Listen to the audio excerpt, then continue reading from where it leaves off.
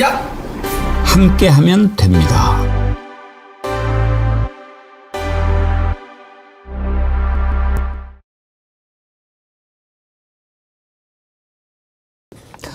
여러분 안녕하십니까? 백운기입니다. 우리 정부의 큰 과제 중 하나였던 미국과의 관세 협상이 타결됐습니다.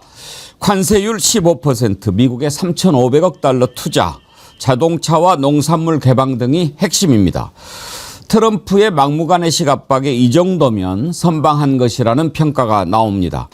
사실 관세 협상은 몇 퍼센트냐가 중요한 것이 아니라 경쟁 국가와 비슷한 수준인가를 봐야 하지요. 그런 점에서 일본과 같은 15%, 경제 규모에서 차이는 있지만 일본이 5,500억 달러 투자하기로 한 것에 비하면 성공적이라고 할 수 있겠습니다. 일본은 또 우리나라가 내란으로 아무것도 못하고 있을 때 얼마나 공을 들였습니까? 여기에 비하면 사전에 큰 품을 팔지 않고 거둔 성과라는 점에서도 평가할 만합니다.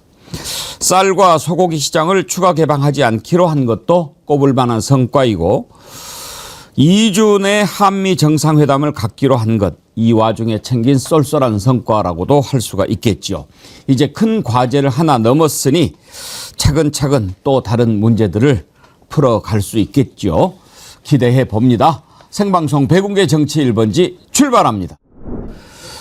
정어리몰에서 날씨가 너무 더운데 또 어제 중복이었는데 여러분들께 이 선풍기 좀 많이 드려야 되겠다 해서 큰맘 먹고 준비한 특별 이벤트입니다. 뭐 이것도 하나에 2만 원씩이니까 5만 원 상품 이상 구매하실 때 하나씩 드리는데 뭐 그것도 사실은 뭐 남는 거겠습니까만은 그냥 막 드리면 좋겠지만 그럴 수는 없고 확 낮췄습니다. 3만 원도 안 되는 29,900원만 주문하셔도 이렇게 선풍기 드리는 쿨 썸머 이벤트 오늘부터 실시하니까요. 여러분들 많이 이번에 정어리몰 이용해 주시기 바랍니다. 선풍기 그전에 그러니까 막 그 주문을 했는데 선풍기가 같이 안 왔다 이렇게 궁금해 하시는 분들 계신데요. 선풍기는 따로 배송됩니다. 그러니까 조금만 기다리시면 되고요.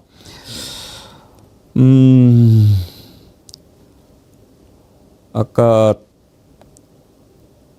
형숙고님 주문해서 받은 선풍기 아주 시원하게 잘 쓰고 있습니다. 정어리몰 너무 감사합니다. 그러셨는데 감사합니다. 다니님은 해신탕 잘 먹었습니다. 해산물이 참 싱싱했어요. 그러셨는데 이번에 29,900원이니까 그동안 여러분들이 많이 사랑해 주셨던 상품들 있지 않습니까? 그거 29,900원짜리면은 바로 선풍기 드릴 수 있고 만약에 조금 부족한 거 뭐 예를 들면 25,900원짜리 상품들이 언양불고기, 아귀 지리탕, 소곱창구이, 오리불고기, 선크림 원 플러스 원 이런 거 있지 않습니까? 그런 제품들 정어리몰에서 구매하시면서 장어탕 하나에 5,900원이니까 이렇게 같이 구매하셔도 29,900원 훅 되죠. 선풍기 다 무료로 받아가실 수 있습니다. 그러니까 이번 기회에 특별 이벤트 잘 이용하시기 바랍니다. 여러분께 선풍기 많이 드리기 위한 아이디어니까요. 여러분들 동참해 주시기 바랍니다. 예, 오늘 7월의 마지막 날입니다. 7월의 마지막 날.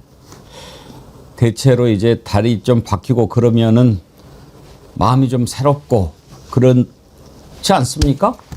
그런데 오늘도 덥고 내일도 덥고 계속 더울 것 같다는 예보라서 이번에 7월에서 8월 넘어가는 것은 조금 감흥이 덜한 것 같기도 하고요. 저만 그런가요? 배동호님, 리허설이든 본방이든 백운기 앵커 보면 기분이 좋아집니다. 언제나 그 자리에 계셔서요. 아이고 감사합니다. 저 항상 여기 있겠습니다. 이렇게 또 저한테 힘을 주시는 분 계시니까 7월의 마지막 날 멋지게 또 해보도록 하겠습니다. 오늘 함께 하실 세 분 패널 소개합니다. 윤경호 퓨처비디오 연구소장님, 신유진 변호사님, 징걸징걸한 징걸 인생경제연구소장님 어서 오십시오. 안녕하세요. 안녕하십니까. 부채입니까? 예, 이게 대선 전에 제가 혼자 선거노 가지고 돌아다닌 건데 예. 너무 잘 만든 게 아주 부채로 너무 좋아. 그 전철에서 이러고 다니잖아요. 그러면 이재명 홍보도 되고 혼자서 잠깐만요. 우리 안진걸 소장님은 선풍기 안 드렸나요? 주셨죠. 그 선풍기 놔두고. 아 근데 그 선풍기도 선풍기 또 이게 부채질하는 맛이 있습니다. 이게 그냥 괜히 홍보도 하면서 지금 이재명은 합니다. 아, 이거 좋다. 알겠습니다. 선풍기 다 받으시죠? 네. 네. 소리가 나서. 예. 방송 중에. 예, 네. 제가 성능이 어마어마하다고 예. 우리 딸이 저한테 오랜만에 칭찬해 주셨습니다. 여러분 선풍기 사십시오. 제가 슬쩍 들었는데 뭐 헤어드라이어 역할도 합니다. 예, 머리도 이렇게 빗질이 잘 됩니다. 오늘 이렇게 목요일 패널 딱 하는 날 한미 관세 협상 타결이 돼서 상당히 꼭 맞춤인 것 같이 경제 전문가가 두 분이나 계시고 우리 또 신유진 변호사님도 경제 쪽도 잘하시고 아주 잘 맞췄다. 트럼프가 일부러 목요일에 맞추는군요. 그것도 이제 원래 오늘 저녁에 발표가 날 줄 알았는데 예. 딱 아침에 발표를 해주면서 그러니까요. 이제 예 우리 정치 1번지를 그냥 후끈 달아올 수 있게 만들어준 것 같습니다.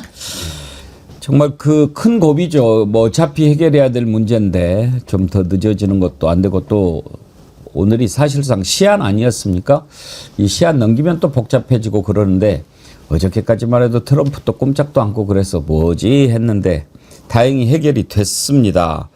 발표 내용 있으면 한번 들어볼까요? 아, 그래요? 그러면은 먼저 이재명 대통령이 페이스북에 성과를 평가한 게 있는데 그걸 한번 보시고 패널들과 얘기를 나눠보도록 하죠. 이재명 대통령이 미국과의 관세 협상을 타결했습니다 라면서 페이스북에 글을 올렸는데요. 큰 고비를 하나 넘었습니다. 세계 최대 시장인 미국과의 협상은 우리 국민 주권 정부의 첫 통상 분야 과제였습니다. 촉박한 기간과 녹록하지 않은 여건이었지만 정부는 오직 국익을 최우선으로 협상에 임했습니다. 다양한 의견을 모으고 전략 다듬기를 반복한 끝에 오늘 드디어 관세 협상을 타결했습니다. 이번 협상으로 정부는 수출 환경의 불확실성을 없애고 미국 관세를 주요 대미 수출 경쟁국보다 낮거나 같은 수준으로 맞춤으로써 주요국들과 동등하거나 우월한 조건으로 경쟁할 수 있는 여건을 마련했습니다. 이렇게 국민께 보고를 했어요. 그러면서 통상 합의에 포함된 3,500억 불 규모의 펀드는 양국 전략산업협력의 기반을 공고히 하는 것으로 조선, 반도체, 2차전지, 바이오, 에너지 등 우리가 강점을 가진 산업 분야에서 우리 기업들의 적극적인 미국 시장 진출을 돕는 역할을 할 것입니다. 그러니까 이게 뭐 갖다 주는 돈이 아니다 이런 말씀인 거죠. 특히 이중 1,500억 불은 조선협력 전용 펀드로 우리 기업의 미국 조선업 진출을 든든하게 뒷받침할 것입니다. 이따 얘기하겠지만 이번 협상에서 조선 이 부분이 아주 큰 지렛대가 됐죠. 조선은 우리가 아주 강국 아닙니까? 그런데 이게 이제 미국의 조선업 진출을 뒷받침하게 되는 그런 투자니까요. 협상은 상대가 있습니다. 그래서 쉽지 않습니다. 일방만 이익을 취하는 것이 아니라 호혜적인 결과를 도출해내는 것이 중요합니다.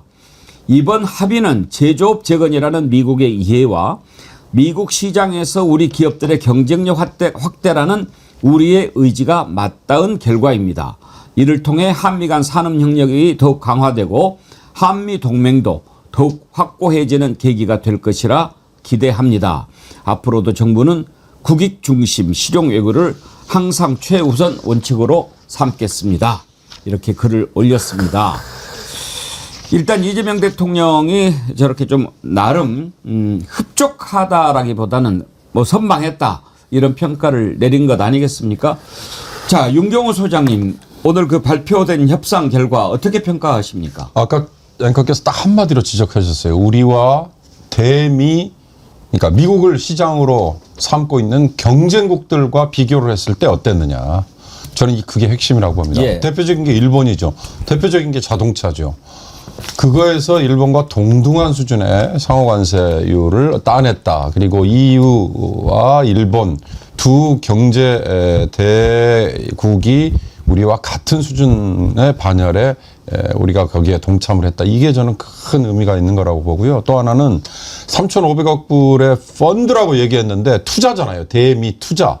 이거는 트럼프가 지금 계속 얘기하고 있는 미국의 제조업 재건 이걸 위한 거거든요. 그러니까 이 두 가지에 우리가 어떻게 보면 미국의 입맛에 맞춰 준 거이긴 하지만 큰 평가로 보면 선방을 한 거다. 그리고 우려했던 거에서 참 벗어나기를 정말 잘했다. 그 우려라는 게 뭔지는 잠시 후에 제가 말씀드리겠습니다. 예. 사실 그 관세 협상이라고 하는 것은 몇 퍼센트가 중요하지만 항상 비교를 해야죠. 왜냐하면 똑같이 그 나라별로 이렇게 적용하는 관세율이 다르기 때문에. 근데 EU가 15%죠. 네. 그런데 EU보다 더 높게 나온다면 우리가 EU에 대비해서 경쟁력이 떨어질 수밖에 없는 거고 가장 가깝게 비교할 수 있는 것이 일본이죠. 일본은 바로 얼마 전에 15% 타결을 했는데 사실 제가 가장 걱정했던 부분도 그 부분이죠. 일본은 얼마나 공을 들였습니까? 지금 처음에 트럼프 정부 출범하고 나서 일본이 은근히 갖다 부은 게 꽤 됩니다. 우리는 그때 아무것도 못하고 있을 때인데 일본은 옳지 지금 한국이 아무것도 못하고 있을 때 우리가 열심히 하자라고 해서 막 그 총리가 가서 별짓을 다 하고 그렇게 하지 않았습니까? 그렇게 했는데도 지금 나온 결과를 보면 우리하고 똑같은 15%. 그리고 일본은 5,500억 불.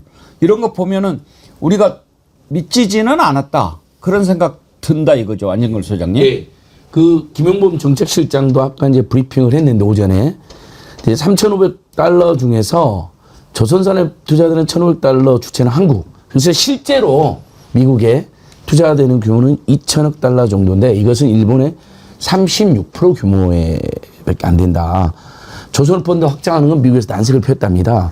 그래서 3,500달러는 하나로 460조 원이고 두 번째 이제 사실 지금 뭐 진보 진영이나 우리 어민들이 굉장히 집회도 하고 긴장을 했는데 농축산물 개방에서 쌀과 소고기는 죄가 되었다. 이 부분이 굉장히 예민한 부분이거든요. 식량 주권 문제, 농촌 생존권 문제, 그다음에 소고기 같은 경우는 지금도 만 30세 미만만 수입되는데 만 30세 그 연령을 풀면 그 노령 쇠고기에서는 광우병이 간간히 지금도 발생하고 있기 때문에 30세가 아니고 30개월. 예, 30개월. 예, 30개월.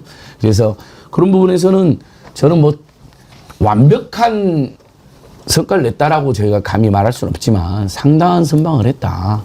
평균 이상은 하지 않은가. 우방에 비해서 다른 후보에서 평균 이상은 했다. 시장도 바로 반응을 해가지고 코스피 3,280까지 최고점 찍고 뭐 약간 조정은 됐지만 시장도 요 정도면 선방한 거라고 보는 것 같습니다. 예. 신유진 네. 변호사님, 저는 오늘 그 관세협상 발표된 내용을 보면서 윤석열 때 이런 일을 당했으면 어떻게 됐을까 그런 걱정도 하나 들었고 그렇죠. 네. 또 한덕수 이자가 자기가 어떻게 뭐 대통령 한번 출마해 보려고 막 이렇게 움직였잖아요. 네. 그때 섣불리 덜컥했다가 그렇쳤으면 어떨 뻔했을까 이런 생각이 확 들더라고요. 그럼요. 윤석열 때 했으면은 관세는 하나도 낮추지 못하고 투자는 투자대로 다 하고 뭐 해달라는 거 다 해주지 않았을까 이런 걱정이 되는 것이 지금도 윤석열 측 멘토라고 불리는 신청 변호사도 그렇고 윤석열에 대해서 이야기를 언급을 하면서 미국에서 개입해달라, 도와달라 이런 얘기를 하고 있어요. 심지어 27일에는 TV조선에서 트럼프 측근인 프레드 플라이츠인가요? 네. 프레드 플라이츠라는 그 미국 트럼프 측근이라는 사람이 우리나라 국회의원들을 만나서 윤석열에 대한 부당한 대우가 계속될 경우 좌시하지 않을 것이라는 취지로 발언을 했다라고 TV조선이 27일에 보도를 합니다. 그러자 JTBC에서 과연 트럼프 측근이라는 사람이 이런 말을 했는가 알아봤더니 그 사람한테 직접 이메일을 보냅니다. 그랬더니 직접 영어로 이렇게 말해요. 내가 분명한 거는 내가 윤석열이 부당한 대우를 받는다는 것을 말하지 않았다. 난 그런 말을 한 적이 없다. 라고 하면서 이제 길게 영어로 보내는데 그런 보도를 했더니 또 뭐 이거 뭐 가짜뉴스 아니냐면서 막 가서 다시 말해달라라고 하면서 미국이 그렇게 사정사정 하면서 미국이 관세 협상에서 불이익을 줄 것 막 이렇게 막 이런 식으로 막 공포 분위기를 조성하는 거예요. 윤석열한테 부당한 대우 뭐 이렇게 하면은 그런데 JTBC에서 원문을 공개했습니다. 이거 아예 이 지금 플라이츠만과 같이 프레드 플라이츠인가요? 하여튼 그 같이 대화했던 원문을 공개하니까 정확하게 나는 윤석열이 부당한 대우를 받는다는 것에 대해서 말하지 않았다. 뭐 이 정도입니다. 제가 말씀드리고 싶은 거는 이런 것까지 관세 협상의 불이익을 어떤 우려가 된다라고 하면서 계속 투치는 이야기, 그리고 우리나라가 주권 국가임에도 불구하고 미국의 개입을 좀 희망한다, 요청한다, 이런 이야기를 하면서 우리나라의 주권 국가로서의 면모를 다 깎아먹는 이야기를 하고 있었거든요. 그런데 이번에 이재명 대통령께서 관세 협상을 통해서 트럼프는 뭐 윤석열 관심 없고 오로지 그냥 자국의 이익을 위해서 우리나라 조선업과의 협력, 그리고 또 자기가 얼만큼 또 이익을 취할 수 있는지 그것만 관심 있다. 다시 한번 윤석열에게 메시지를 주는 것이다. 관심 없다. 노관심이다. 그러니까 이번에 약간 이제 아까 앵커께서도 네. 2주 안에 이제 한미 정상회담 하는 것도 성과다 하셨는데 네. 트럼프가 이제 직접 본인이 이분은 자기가 직접 발표하는 걸 좋아하잖아요. 네. 제가 원문을 읽어보니까 이 금액은 이재명 한국 대통령 양자회담에 100건 올 때 앞으로 2주 안에 발표돼 2주 안에 이제 네. 그 정상 잡히고 나는 또한 새 대통령의 당선을 축하한다. 미국이 무슨 선거를 인정 안 하고 윤석열을 구출하러 온다고 막 엄청 극우 세력이 주장하잖아요. 네. 진짜 이런 헛소리는 정말 없어야 되면 얼마나 소모적이고 불필요한 일입니까? 제가 아까 우려라는 걸 말씀을 왜 드렸냐면요. 이제 몇 가지 지적하려면 이런 것입니다. 이번에는 오로지 관세만 이제 다뤘잖아요. 대표적으로 지금 지난 4월부터 25% 적용을 해서 직격탄을 맞은 게 자동차잖아요. 그래서 현대차와 기아차 같은 제조업체 이익이 반토막이 났습니다. 그러니까 25%의 관세를 매긴다는 얘기는 뭐냐? 미국에서 판매되는 소비자 가격에 그만큼의 값이 오를 수밖에 없는 이건데 그렇게 해서는 못 팔거든요. 그러니까 어떻게 해요? 값은 그대로 유지를 하면서 이익을 줄어드는 걸 감수를 하고 있었거든요. 그러니까 현대차와 기아차의 이익이 그 짧은 기간에 한 4, 5개월 사이에 급감을 했는데 이게 계속 간다. 이거는 엄청난 타격이 될 수밖에 없으니까 이거 하나. 두 번째, 처음에 우리가 일종의 대응 전략처럼 얘기하고 미국도 우리에게 푸시를 했던 것 중에 하나가 패키지 딜이라는 거 있었잖아요. 그거의 핵심이 뭐냐? 이 관세 협상에 지금 흔히 말하고 있는 한미 방위비 분담금이라고 표현하는 주한미군의 주둔비를 우리에게 덮어 씌우려고 하는 거, 이걸 거기다 갖다 붙여서 패키지 딜을 하려고 했는데 이 얘기는 지금 전혀 언급이 없지 않습니다. 이것도 저는 큰 의미다라는 생각이 들고요. 마지막으로 지적드리고 싶은 건 지금 말씀하신 이제 보수 우파 또는 극우 세력들이 최근에 두 가지를 지적을 했어요. 하나는 최근에 내란 특검이 오산 기지를 압수수색을 했다. 미군 관할 구역을, 그것도 공군 기지. 나중에 이제 발표가 됐습니다. 그리고 미군의 양해하에 우리 한국군 지휘하고 있는 곳, 그러니까 드론 수사 관련해서 했다라고 언급이 됐는데 이걸 미국이 트집을 잡아서 이 한미 관세 협상을 비틀고 있다라고 하는 얘기를 아마 극우 세력들이 막 퍼뜨렸나 봐요. 네. 그래서 미국 사회에서는 그게 교포 사회에 뭐 상당히 근거 없는 얘기들이 막 퍼졌나 봅니다. 그리고 또 하나가 지금 미국이 브라질을 상대로 일종의 장난을 치고 있거든요. 브라질이 우리가 잘 알고 있는 룰라라는 이 노동자 출신의 좌파 대통령이 다시 등극을 했잖아요. 다시 당선을 해서 아마 이번에 3선으로 이제 다시 등극을 했을 거예요. 근데 그 직전 대통령이 보우소우만가 하는 극우 맞습니다. 그 성향의 이 사람인데 이 사람이 이 룰라에 대해 맞서서 쿠데타를 시도를 했는데 그걸 룰라가 제압을 했어요. 이 쿠데타를 일으킨 이 극우 전 대통령에 대해서 미국 내 그리고 트럼프 주변에 있는 일부 세력들이 그걸 옹호를 하면서 거기에 대해 뭐 사법 제재를 과하게 가할 경우에 관세를 뭐 50%를 때리겠다. 그래서 지금 실제로 50%를 발표를 했어요. 그러니까 이것처럼 우리에게도 윤석열을 뭐 옹호하는 세력들이 마치 있는 것처럼 한국에 대해서도 그런 정치적인 거를 덮어 씌워가지고 혹시 협상에서 지렛대로 삼지 않을까 했는데 이런 것들이 전혀 다뤄지지 않았다. 이런 게 이제 우려를 불식시켰다. 그 의미입니다. 사실 좀 속된 말로 하자면은 트럼프가 좀 깡패 짓을 하지 않습니까? 뭐 좀 막무가내죠. 뭐 옛날 미국은 그러지 않았는데 자관 트럼프의 미국은 완전히 다른 나라가 됐습니다. 우리 먹고 살자. 우리 그게 다야. 이런 식이니까요. 그래서 우리 국민들이 더 걱정을 많이 했던 거고 또 워낙 이제 뭐 모든 것의 가치를 돈으로만 따지는 그런 천박한 자본주의의 어떤 화신 같은 사람 아닙니까? 골프도 대충 알까기로 그렇게 양심 속여가면서 치는 사람인데 뭘 더 기대하겠습니까? 그러나 이게 엄연한 국제 현실이니까 우리가 거기에 맞춰서 대응을 해야 되는데 그래도 잘했다 이렇게 이제 생각해 볼 수 있고요. 또 이런 상황에서 이제 미국이 가장 큰 패권 국가이기 때문에 미국을 중심으로 돌아가는 상황에서 한미 정상회담이나 각 나라들로 또 정상회담하는 거 매우 중요한데 일본 같은 경우에는 지난번에 트럼프 만날 때 꽤 많은 공을 들인 걸로 알고 있거든요. 근데 우리는 이번에 그냥 이거에 협상하면서 한미 정상회담 거둔 것 이것도 좀 나름대로 쏠쏠한 성과가 아니겠는가 그런 생각이 듭니다. 야당의 비판에 대해서 우리가 한번 생각해 볼 필요가 있겠죠. 일단 국민의힘의 송원석 비대위원장은 15% 관세율은 적절한 수준이라고 생각된다. 그러니까 만약에 15% 안 됐으면 아마 난리 쳤을 거예요. 그런데 이제 15% 됐으니까 그 부분은 평가를 하면서도 이제 좀 그 문제를 삼는다고 그럴까요? 이런 게 몇 가지가 있습니다.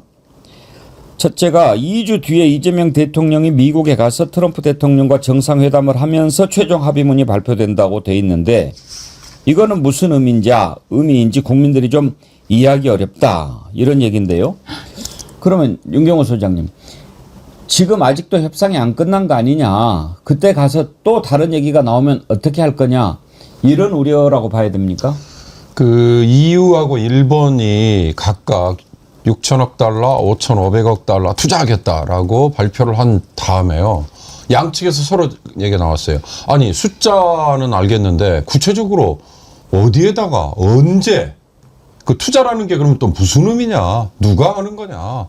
당연히 기업이 하는 거겠죠. 정부는 무슨 역할을 하는 거냐? 만약에 근데 이 투자의 약속을 안 지키고 시간을 질질 끌면 그러면 다시 관세율 적용한 15%가 튀어오르는 거냐? 이런 얘기들이 그 양자 합의 이후에도 나왔어요. 그러니까 이런 식의 합의는요, 당연히 나오는 거죠. 아니, 정상적으로 양쪽이 사인 안 했잖아요. 그리고 발표된 과정을 한번 보십시오. 우리 시간으로 오늘 아침 7시 15분에 트럼프가 트루스 소셜이라는 이 SNS에 맨 처음 올렸습니다. 예. 그리고 우리 이재명 대통령도 페이스북에다가 거기에 맞춰서 같이 올렸죠. 러트닉이라는 상무장관은 또 X, 그러니까 과거에 저 트위터 예. 계정이잖아요. X에 또 본인의 이 역할을 이렇게 하면서 트럼프를 또 상당히 축혀 올려주는. 그러니까 이런 식으로 각각 협상을 담당했던 쪽이 구체적인 내용을 얘기하는 거 말고 양쪽의 정상이 그냥 SNS에 올린 거 이거거든요. 그러니까 양측이 실제로 구체적으로 어떻게 하기로 했다라는 거는 서명을 한 다음에 발표를 해야죠. 그래야 구속력을 갖는 거죠. 한번 생각해 보십시오. 지금요. 이거 우리가 너무나 당연하게 트럼프한테 15%의 상호관세라는 이름으로 관세를 내는 거를 당연하게 생각하는데 한국하고 미국은요. 이미 기억 안 나세요? FTA, Free Trade Agreement. 양쪽의 나라는 이 물품과 서비스를 서로 주고받을 때 관세를 부과하지 말자라고 이미 합의를 한 게 네. 언제예요? 2007년에 이거 맺었잖아요. 행정부 간에. 그 이후에 물론 의회에서 비준하고 하는데 시간이 좀 걸리긴 했습니다만. 근데 이게 완전히 다 지금 묵사발이 난 거 아닙니까? 트럼프가 FTA를 맺은 나라들하고 다 이걸 뒤집어 버린 거예요. 그러니까 트럼프가 깡패고, 그러나 앵커께서 잘 말씀하셨잖아요. 이게 현실인 걸 어떡합니까? 미국이 칼자루를 쥐고 따라와. 아니면 근데 우리가 왜 미국한테 그렇게 그러면 질질 끌려가야 되냐? 미국이 제일 큰 시장이잖아요. 물론 수출로 따지면 미국이 지금 10%에서 15% 아래입니다. 그러나 전 세계 경제 질서에서 미국의 뜻에 반해서 우리가 따로 놀 수는 없는 거니까 그 현실을 어떻게 우리가 외면할 거냐. 이걸 감안하면 야당도 알면서 지금 일종의 먹니를 부리는 건데요. 그럴 필요는 없을 것 같습니다. 그러니까 우리가 트럼프한테 이 노블리스 오블리제를 기대할 수가 없는 거죠. 그래도 참 점잖은 체면에 우리 같으면은 아까 이은주님이 글을 재밌게 써주셨는데 글로벌 양아치에게는 죽방이 답이겠지만 차마 그럴 수는 없고 그래도 우리는 양반인지라 이 정도면 충분히 신사답게 트럼프 잘 가지고 놀았다고 생각합니다.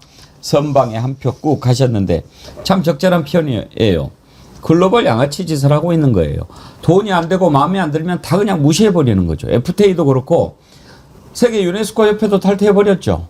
뭐 돈 안 되면 그냥 난 안 하는 거야. 뭐 이런 참 어찌 그래도 트럼프가 미국의 대통령인데 어떻게 할 겁니까?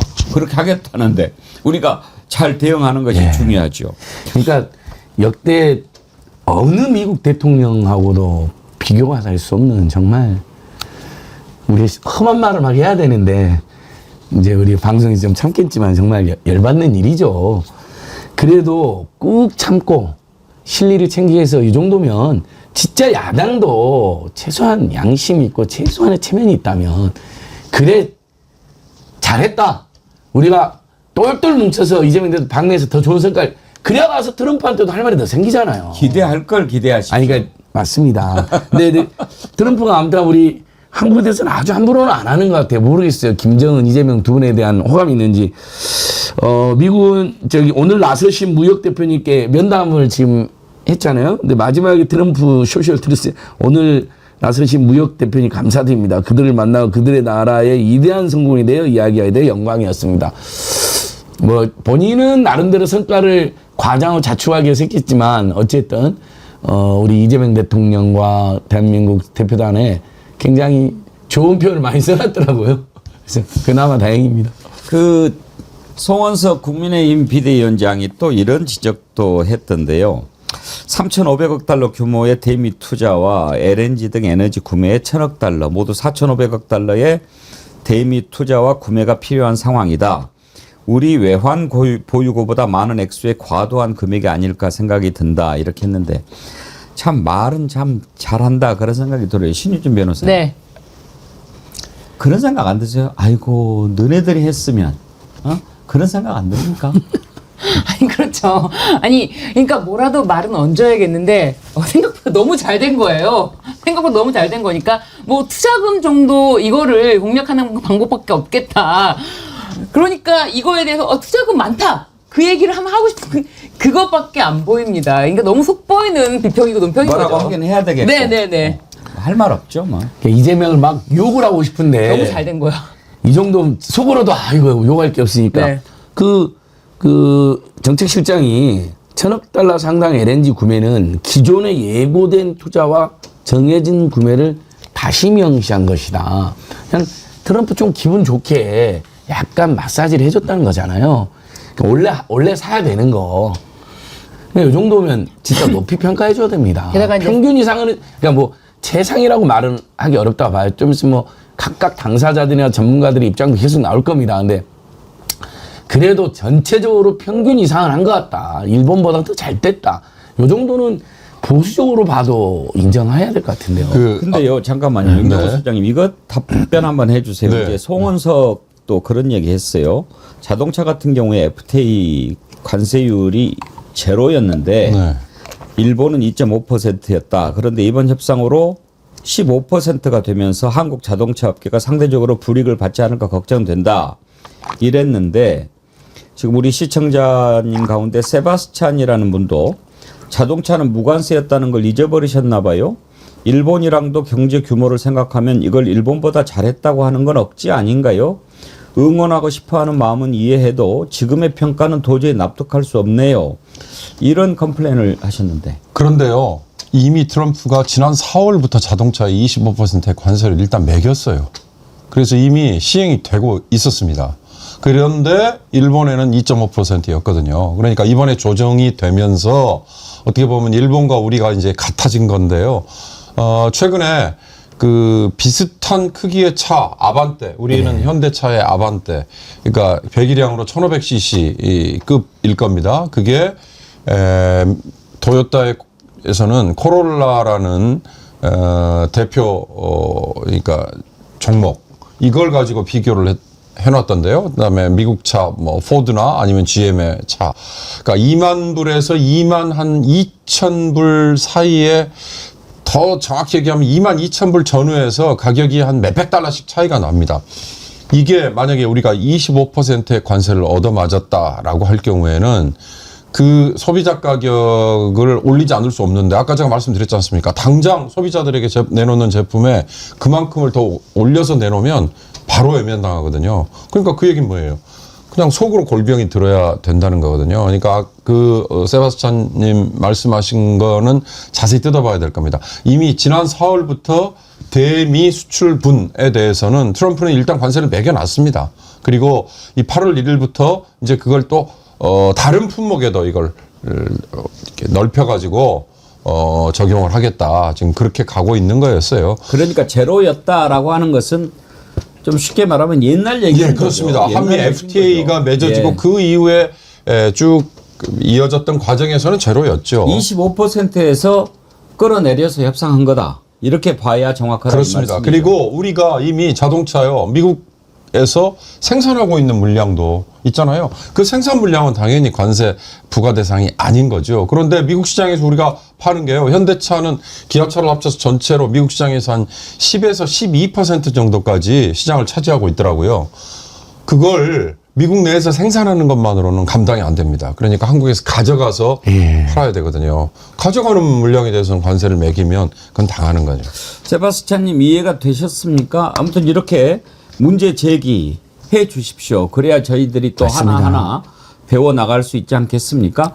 다만 이제 의도라고 그럴까요? 그런 부분. 사실 정부도 이제 그 점은 아쉽다. 우리는 계속 12.5% 네. 주장했다. 그렇게 얘기를 하기도 했습니다. 다만 전체적으로 평가를 했을 때 선방했다. 만족할 만한 협상이다. 이렇게는 얘기할 수가 없죠. 우리가 뭐 다른 데에는 15인데 우리만 한 10% 해주면 그거 좋지요. 그런데 그렇게 되겠습니까? 그런데 이제 아까 국민의힘 반응도 봤습니다만은 일부 보수 매체들도 자꾸 이렇게 좀 깎아내리려고 하는 그런 것들이 보입니다. 뭐 이재명 대통령이 열심히 뭐 안 하는 것 같더라 막 그런 얘기를 하고 그러니까요. 그래서 오늘 저는 또 유심히 본 것도 김용범 정책실장이 아주 충실하게 기자들한테 브리핑을 하더라고요. 이렇게 모든 걸 투명하게 하면은 뭐가 문제가 되겠습니까? 그러면서 또 열띤 질문 답변 이런 거 자꾸 해야지요. 그런데 이번에 이제 대통령실 출입하게 된 고발뉴스 기자가 이런 부분에 대해서 질문을 했어요. 대통령이 왜 직접 이렇게 안 하냐 이런 비판이 있다. 그런 질문에 대한 답변도 있고 그런데 그 내용을 한번 들어보실까요? 네, 안녕하십니까. 고발뉴스 이상호 기자라고 합니다. 국민들께서 정말 걱정과 가슴 졸이면서 함께 지켜본 시간들이었는데 고생들 많으셨고요. 대통령께서도 조금 전 페북 메시지를 통해서 큰 고비를 하나 넘었다 하면서 이제 다행스럽다는 취지의 평가를 올려주셨습니다. 그럼에도 불구하고 일부 언론에서는 대통령이 24시간 보고를 계속 받고 있다고 하는데도 왜 대통령이 직접 주재를 하지 않느냐는 등의 뭐 시비랄까요? 뭐 그런 비판적 기사도 좀 나왔었는데 협상 과정에서 대통령께서 특별히 뭐 강조하시거나 주문하셨던 내용들 잠깐 언급은 해주셨습니다만 지금 뭐 간단하게 좀 말씀을 좀 전해주신다면 감사하겠습니다. 저희가 외부에 공개된 거는 2번 하셨죠. 뭐 굉장히 긴 시간 하셨습니다. 뭐 짧은 시간이 아니고요. 저희가 통상적으로 대통령께 보고 드리는 시간보다 훨씬 길게 하셨고 어제 비상경제 TF 같은 경우에는 뭐 유심히 보셨는지 모르지만 10분 늦게 시작하셨고요. 모두 발언도 모두 발언을 저희 3실장이 이제 뭐 저기 워싱턴에서 온 결과 가지고 30장 모여서 1시간 한 20분 정도로 했고 다른 사람 없이 대통령과 3실장만 그거 하시느라고 10시 아마 비상경제 TF가 16개, 17개 정도 장관님들 모여 있다는 걸 모르셨으면 아마 그 다음 일정 취소하셨을 거예요. 근데 18명이 이제 모여 있는 굉장히 큰 회의잖아요. 그래서 이제 그 우리 논의 좀 이제 늦춰가면서 시작을 늦춰가면서 하셨고 제가 이렇게 하시는데 이제 모두 발언을 하셔야 되는데 뭐 통상은 1시간 전쯤에 모두 발언 보시고 이제 고치고 가시죠. 당신이 고쳐가지고 근데 걸어가시면서 보셨어요. 그 집무실에서 7층까지 가시면서 이렇게 좀 지우시고 그랬는데 다시 한번 어제 영상 보시면 평소 대통령답지 않게 조금 더 가라앉아 있고 말씀도 천천히 하시고 생각 가다듬 하시고 그런 모습입니다. 그래서 엄청나게 집중하셨어요. 이 주제에 대해서. 당연히 그렇게 해야 되는 거 아닙니까? 그러니까 결과를 가지고 뭐라고 얘기하는 건 몰라도 대통령이 열심히 안 한다. 뭐 그렇게 비판적인 언론에서 쓴다면 얼마나 공감할 국민들이 많을까. 안진걸 소장님 그렇지 않습니까? 그거보다 요즘보다 더 열심히 할 수 있나요? 그 이른바 극우 언론이나 보수 경제 언론에서 그렇게 하지 않았습니까? 윤석열이 지금 잠도 안 자고 보고서를 읽고 있고 수시로 새벽에도 막 전화를 해서 문답을 한다. 그 거짓말이죠. 그럴 리도 없었고 그러지도 않았는데 그랬던 자들이 아니 이재명 대통령이 잘못하는 거 있으면 저는 지적해야죠. 전 언론이 해줘야 되고 시민단체도 해줘야 됩니다만 지금 정말 잠 안 자고 일하는 것은 우리가 봐도 딱 느껴지잖아요. 그리고 대통령이 직접 나서서 하되 아마 이제 뭔가 꼬였을 때 또는 우리가 중대한 손해를 봐야 될 위험이 있을 때 그때 나서려고 저는 남겨놓은 거 아닌가 이런 생각도 하네요. 전략적으로. 그래서 일국의 대통령이 직접 나서서 트럼프 대통령하고 딜해서 최대한 국익을 그런 최후의 카드로 남겨놓은 측면도 있다고 봅니다. 그래서 우리 국민들이 절대 공감 안 하죠. 이번에 인터넷 매체 3군데가 이제 대통령실 출입하게 됐는데 사실 왜 정어리 TV는 없냐? 우리가 인터넷 언론으로 등록을 안 했거든요. 그래서 뭐 들어갈 자격이 안 되는데 차제에 인터넷 매체로 등록을 해가지고 안진걸 기자를 대통령실에 보내볼까? 영광입니다. 우리 80만 돌파 기념으로 인터넷 서울의 소리나 고발뉴스나 뉴스공장 인터넷 언론에 등록을 한 거죠. 이번에 이제 들어간 데는 고발뉴스 뉴스공장하고 장윤선의 취재 편의점 3개인데 어쨌든 인터넷 언론으로 등록해가지고 홈페이지에 기사도 올리면서 이렇게 병행하는 저널리즘 유튜브가 늘어났습니다. 옛날에 그냥 유튜브형 유튜브였다면 그냥 뉴미디어 채널형 유튜브가 늘어났는데 우리 정어리 팀은 충분히 역량이 되지 않을까 싶습니다. 좀 이렇게 다시 본론으로 돌아가서 아까 말씀해주신 세바스찬님 제가 조금만 보완 설명드릴게요. 미국이 우리에게 때린 관세는요. 그러니까 상호 관세라는 거는 한국에서 수입되는 미국 시장에 수입되는 모든 품목에 대해서 동일하게 적용하는 거를 상호 관세라고 얘기하는 거고요. 품목별로 관세를 부과하는 게 따로 있었습니다. 대표적으로 자동차고요.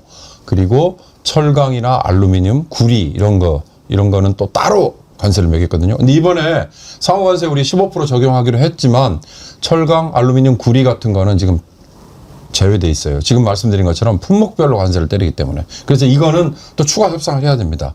그러니까 아직 일목요연하게 내놓지 못하는 이유가 바로 거기에 있는 거고요. 자동차는 이미 지난 4월부터 그렇게 때려놓고 그다음에 이번에 상호 관세 이제 협상을 하면 거기에 맞춰서 다시 조정을 하겠다. 이렇게 되니까 달라지는 거고 또 하나 추가드리면 3,500억 불의 투자잖아요. 이 투자 중에 2,000억 불은 반도체와 2차 전지 그리고 거기에 추가된 게 원전과 바이오였는데 원전과 바이오는 우리가 미국 시장에 이미 투자를 한 거 별로 기억이 안 나실 거예요. 그러나 반도체와 2차 전지는 기억 잘 나시지 않습니까? 삼성전자도 이미 텍사스 오스틴부터 시작해서 텍사스에 공장 짓기로 발표했죠. 그다음에 정의선 현대차 회장이 백악관에서 직접 트럼프 옆에서 발표했던 거 기억나시잖아요. 미국의 공장 추가로 더 짓기로 한 거. 2차 전지는 이미 SK 온, 그다음에 LG 또 화학에서 분리돼서 이미 그러나 물론 2차 전지는 지금 중국에 채워가지고 조금 주춤하고 있는 거죠. 이미 투자를 하기로 했던 이런 것들이 다 포함이 된 금액이다. 이렇게 보셔야 될 겁니다. 그걸 야당도 모르지 않아요. 그러나 이제 세부적으로 구체적인 얘기들은 아마 제가 보기에는 이재명 대통령이 2주 후에 미국 가서 트럼프와 만난다고 하니까 그때 세부적으로 내놓지 않을까 하는 생각이 들고요. 굳이 첨언 하나만 드리면 1,000억 달러어치의 에너지 구매, 이것도 사실은 굉장히 주목할 내용입니다. 이 중에 LNG를 위주로라고 이제 발표는 돼 있더라고요. 그런데 LNG 하면 떠오르는 거 없으세요? 우리 저 대행 시절에 한덕수가 예. 알래스카 LNG 오일필드에 LNG 개발 사업에 한국이 적극적으로 참여하겠다라고 막 질러댔잖아요.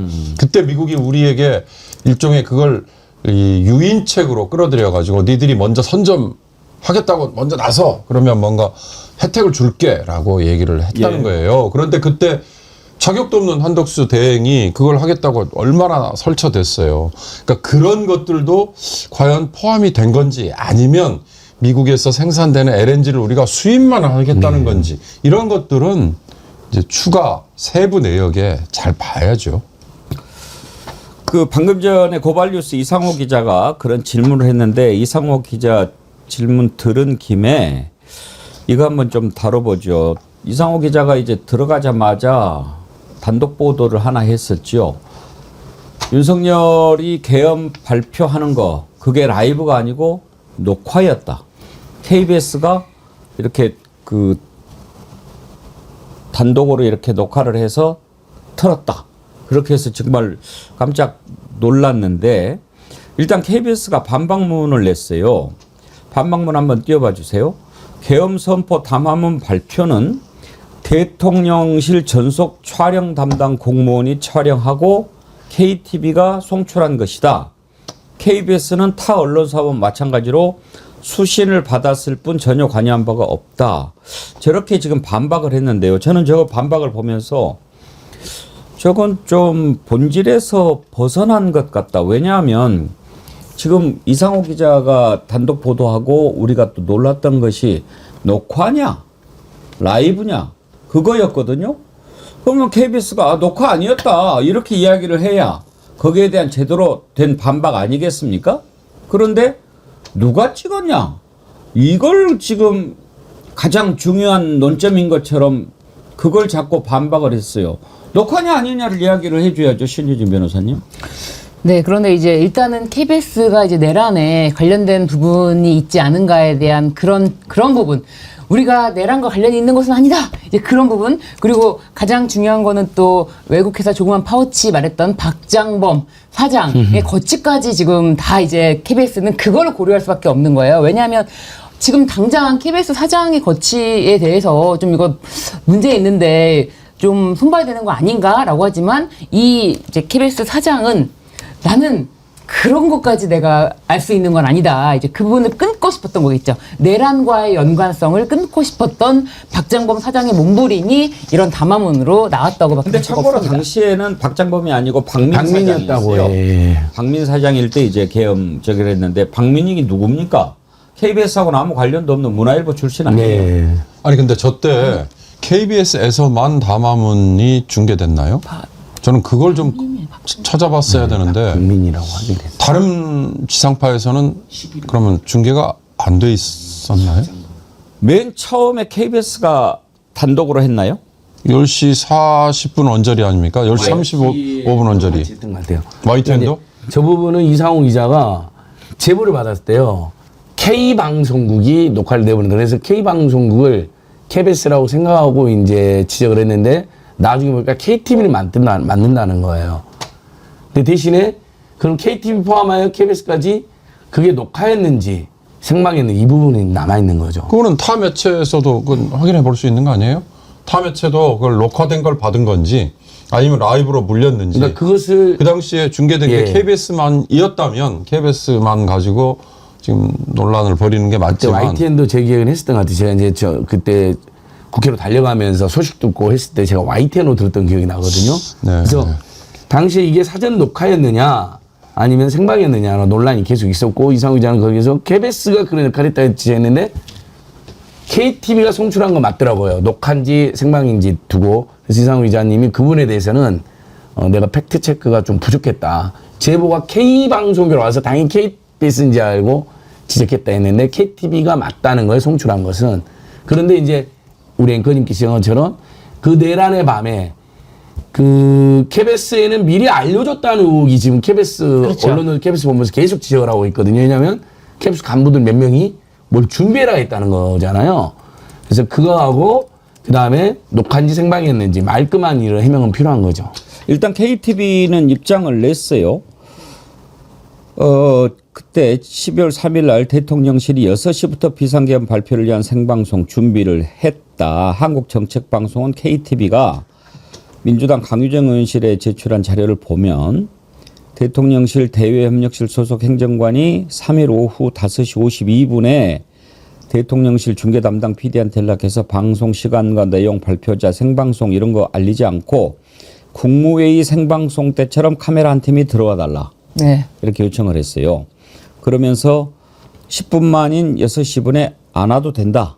그랬다가 6시 10분에 다시 대통령실 전속 카메라 팀이 찍고 KTV는 망을 체크해서 필요하면 각사의 전송만 해달라. 이렇게 했다는 거예요. 그러니까 이제 치밀하게 준비를 했다 하는 것은 우리가 알 수 있는 거고 이걸 이제 녹화를 했느냐. 근데 이상호 기자가 이제 제기한 것은 그때 KBS 기자가 한 명 카메라 기자가 남아가지고 거기서 이렇게 찍었다라고 주장한 건데 KBS가 반박한 것은 그건 아니다. 네. 근데 이제 녹화냐 아니냐 하는 것이죠. 또 한 가지는 이상민 예. 행안부 장관이 경찰에 자신의 진술입니다. 자신이 비상계엄을 말리려고 했을 때 윤석열이 이랬다고 합니다. 22시에 KBS의 생방송이 이미 확정돼 있다. 아, 그렇죠. 이상민 행안부 장관이 먼저 KBS를 언급한 거예요.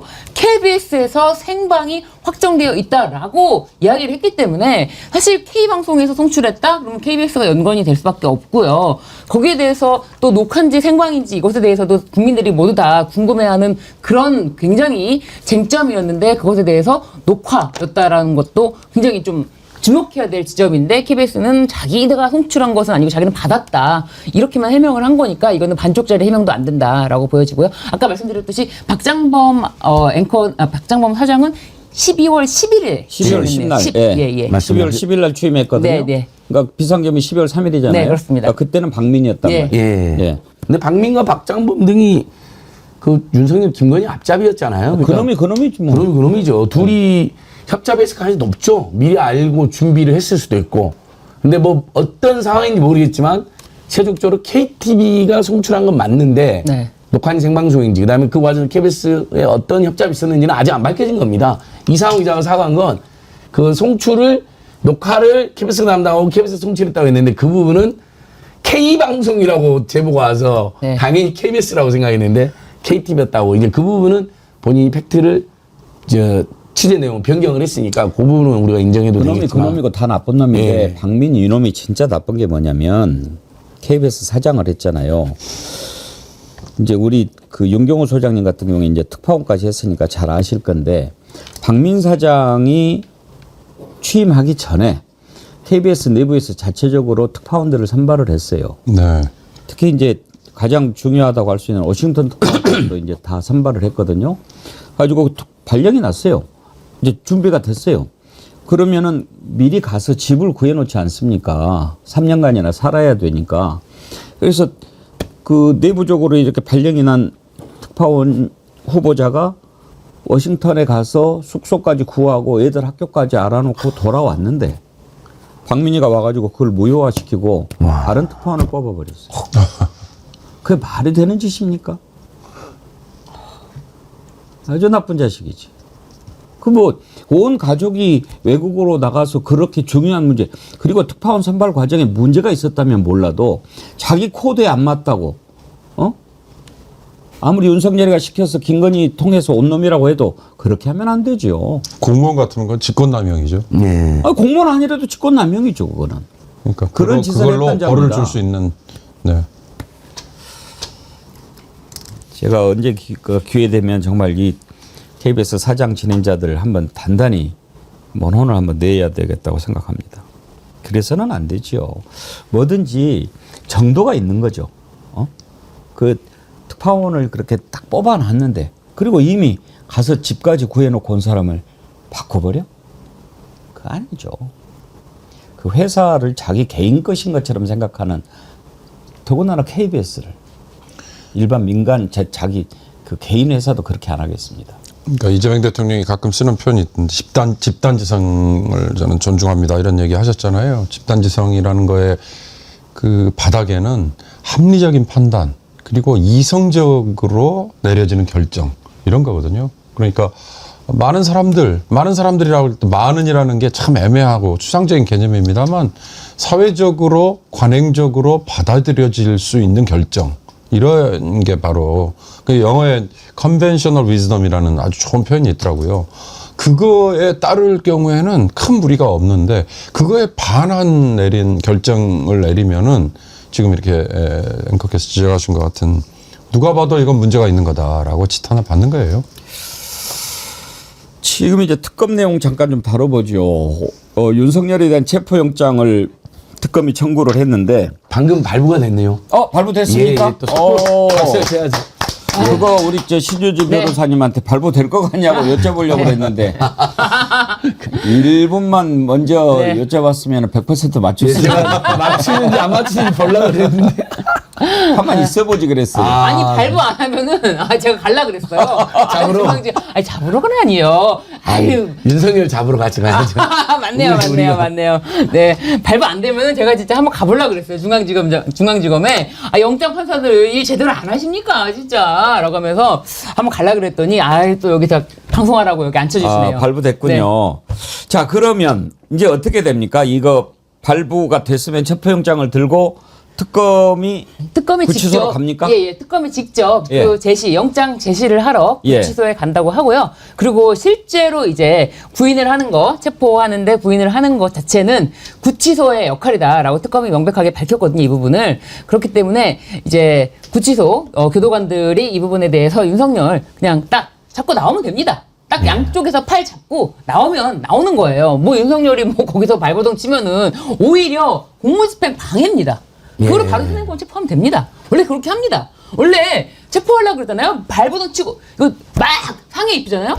그리고 막 뭐 던지고 그러면은 특수 공무집행 방해까지 해가지고 어마어마하게 처벌됩니다. 그렇습니다. 그래서 경찰들이 딱 잡고 딱 제압하면은 더 이상은 뭐 발버둥 안 치고 제압 당하는 게 또 죄가 추가될까봐 못하는 거예요. 근데 이번에 체포영장 청구하고 발부하는 과정을 보면서 좀 의아했던 게 그 전에 이미 구속이 돼 있는 상태에서는 별도의 체포영장을 안 받아도 된다고 그때 그러지 않았나요? 인치명령이라는 게 있잖아요. 그거는 다른 혐의에 대한 구속영장입니다. 그래서 사실상 구속영장이 발부되어 있는 자들이 구치소에서 수감되어 있는 자들이 다른 혐의를 조사할 게 나와라고 하면 당연히 나가죠. 당연히 나가지 않겠습니까? 이미 이 혐의로 걸려 있는 게 있는데 다 임의로 나갑니다.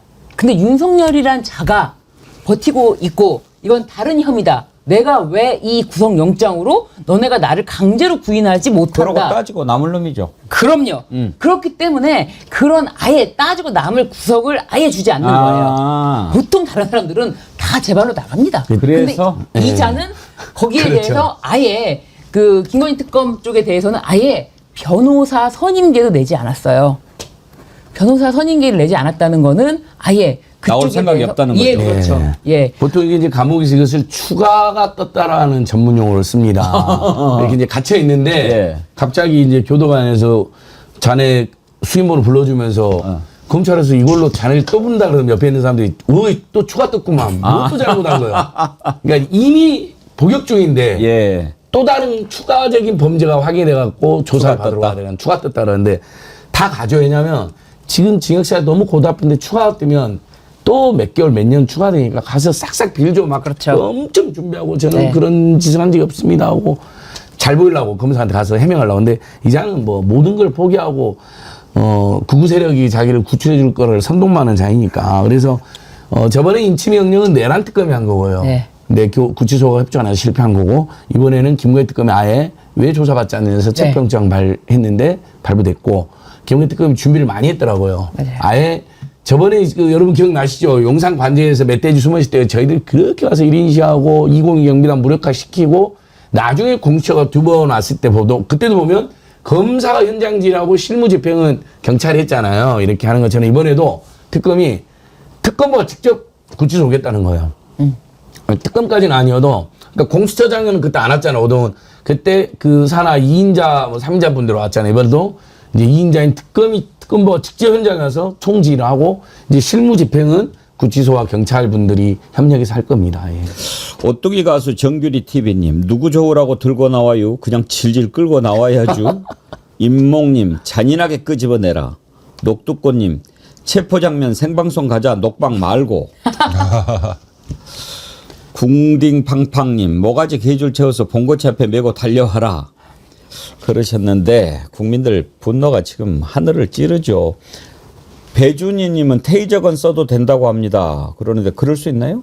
일단 체포 과정에서 이제 심하게 딱 보통은 상식적으로는 말씀하신 것처럼 누구도 이 상황에서 뭐 안 나간다라고 버티지도 않고요. 그리고 여기서 체포하러 왔을 때 팔을 딱 잡으면은 더 이상 뭐 반항하는 자가 없습니다. 왜냐하면 제가 말씀드린 것처럼 또 다른 죄가 추가되기 때문에. 그런데 이제 여기서 뭐 난동을 부리면서 어떤 행패를 부린다거나 뭐 했을 때 제압하는 정도. 그렇지만 또 이거 테이저건도 굉장히 이것에 대해서도 100% 문제를 제기할 것이기 때문에 저는 가급적 그런 문제를 제기할 여지를 두지 않는 것을 조금 그런 방법으로 그냥 딱 들고 나오면 됩니다.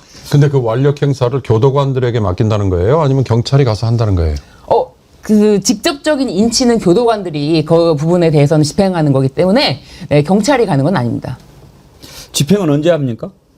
뭐 이제 발부가 됐기 때문에 예. 오늘 중으로 하지 않을까요? 아무 때나 하면 되는 거죠? 예, 오늘 중으로는 하지 않을까 싶습니다. 왜냐면 이제 또 8월 6일에는 최종 보스 김건희를 또 조사해야 되기 때문에 오늘은 조사를 하지 않을까.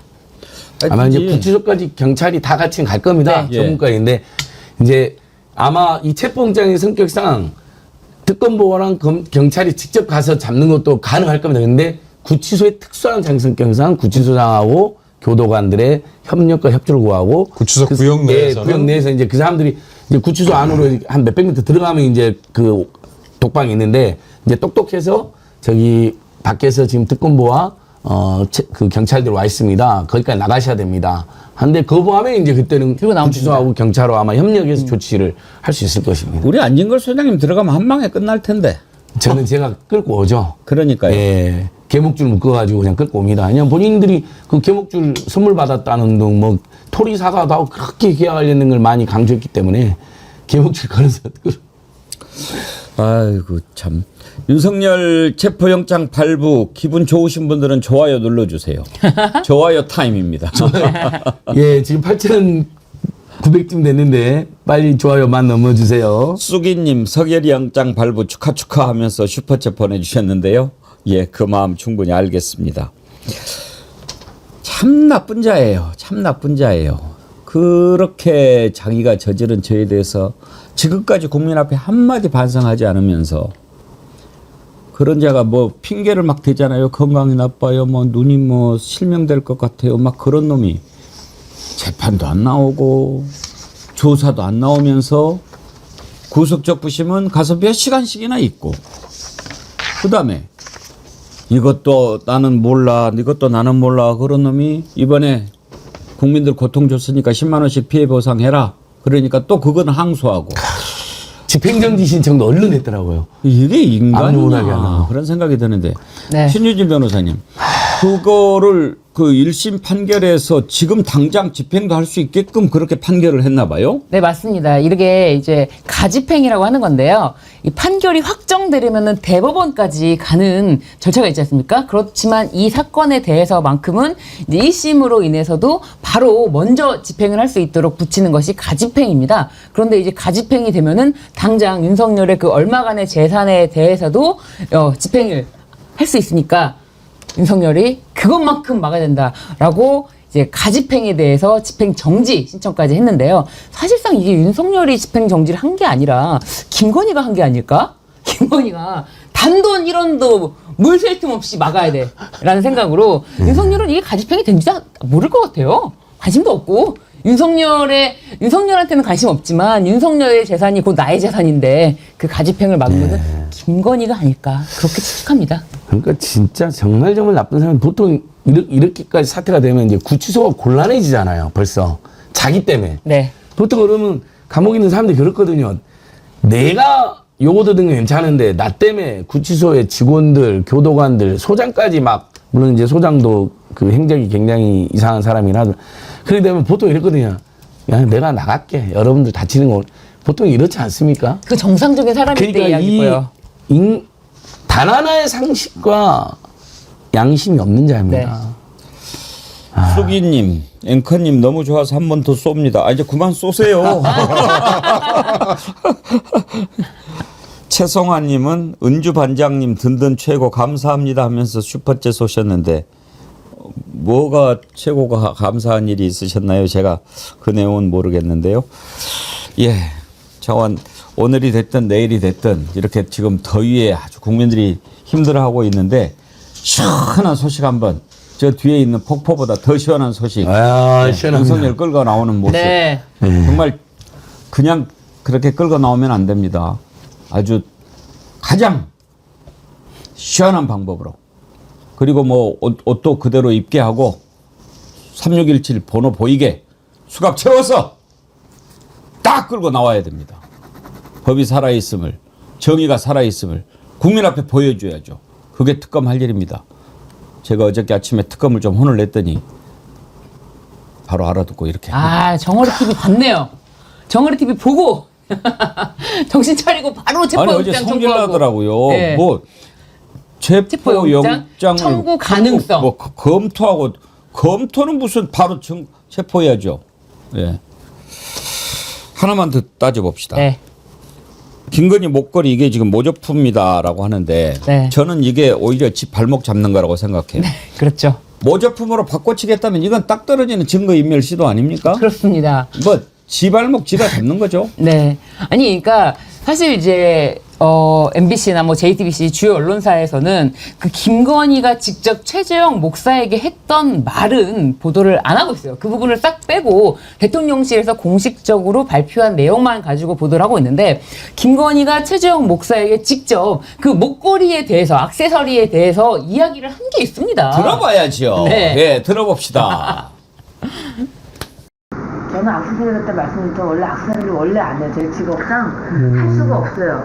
하고 싶어도 저는 제 사진 보면 저는 맨날 이런 수트만 입고 있어요. 근데 이제 해외 순방 간다고 최소한 악세사리가 있어야 될 것 같아가지고 다 어떻게 해가지고 빌린 거예요. 그걸 갖다가 목걸이는 저는 그게 얼마짜리 될지도 모르고 빌린 건데 저는 깜짝 놀랐어요. 저도 어디 건지 모르는데 해가지고 빌렸는데 빌렸다고 얘기했는데 뭐 제가 샀다고 그러고 아니 샀다고 그러고 저는 어디 건지도 모르고 좀 빌렸어요. 친구 엄마들이 악세사리 필요한데 다 살려면 돈이 많이 드는데 저희는 이제 특수활동비 같은 것도 전혀 없어요.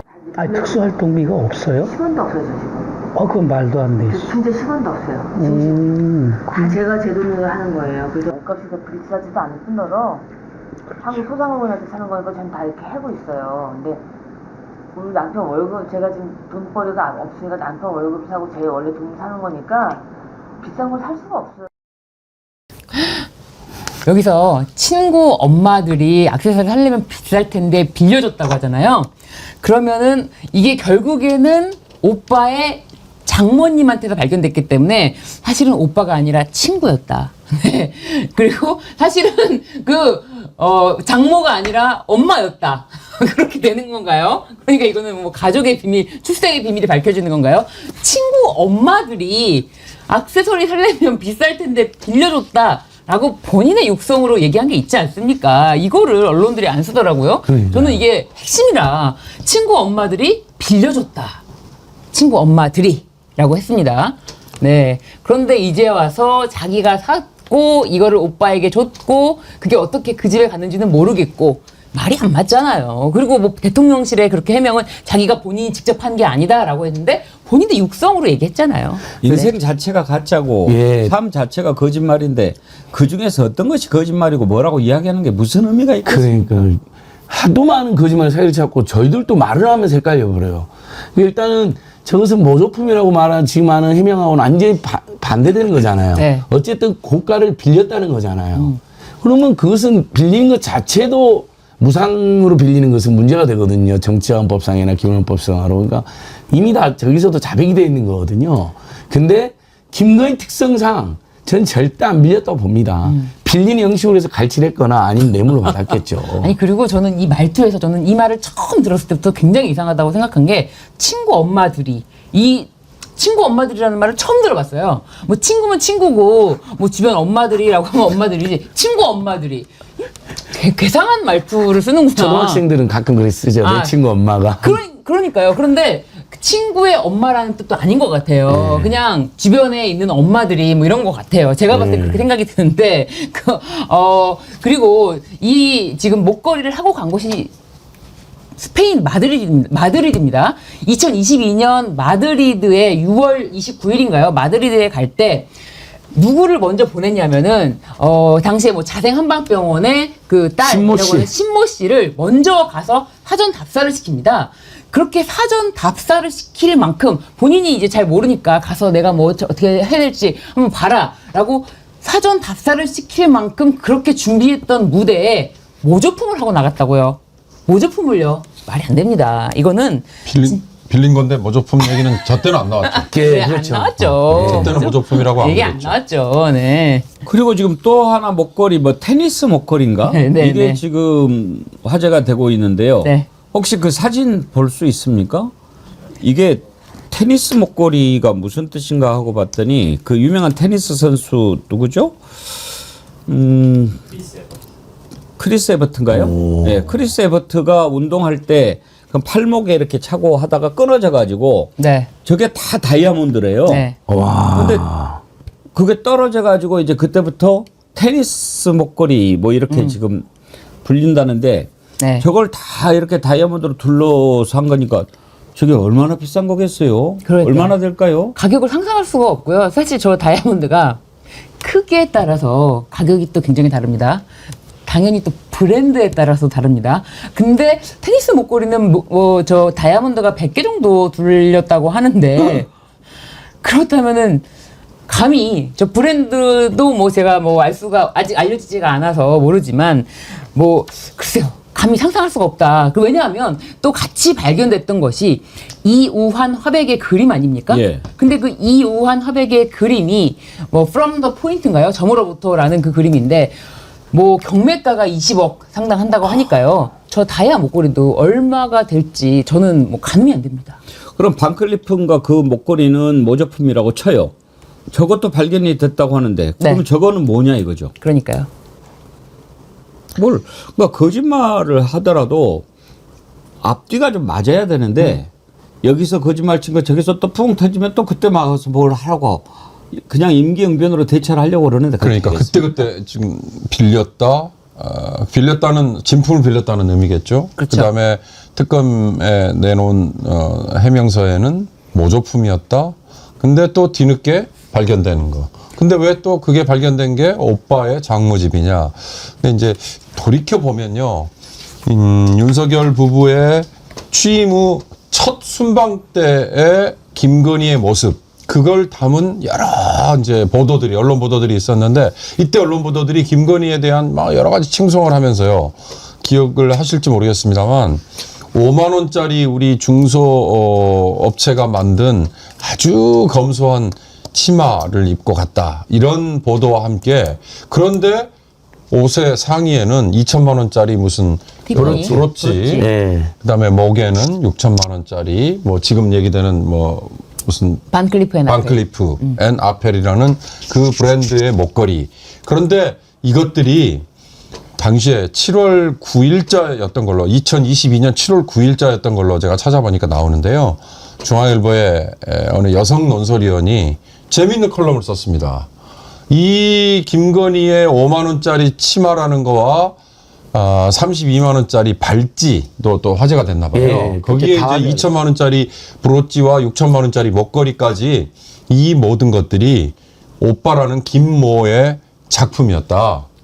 이걸 빌려와서 김건희한테 싹 치장을 해놓고 이걸 나중에 보니 일종의 이제 마케팅을 위해서 그런 거였나? 아니면 뭐였나? 점점점인데 이런 거를 공식적으로 보도를 자료를 낸 게 아니라 개인적인 친분이 있는 기자들에게 언론 플레이를 했다. 이제 이 조그만 컬럼이 나온 다음에요. 김건희의 오빠라는 자가 싹 사라져요. 이 보도 이후에.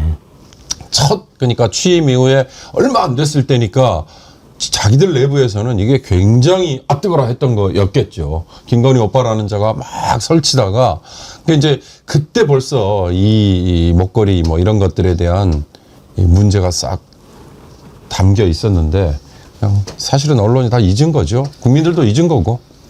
이제 8월에는 시원한 소식들이 많이 들어오지 않겠습니까?